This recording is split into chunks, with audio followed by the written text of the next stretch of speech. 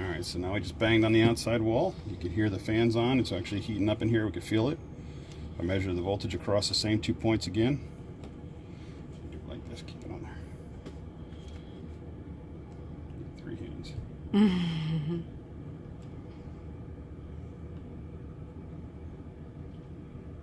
That's reading about 10 volts now on the red.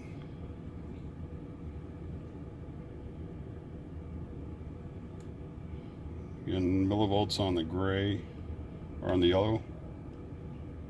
Got it white, that should be about same 10 volts. Yep, 10 volts. That means the fan's kicked on. That's the white to kick the furnace on. That's as expected. I'll probably turn it off. So I'm going to slide it down. You'll hear a click. It clicked off. The furnace is going to turn off. I'll see if it turns back on.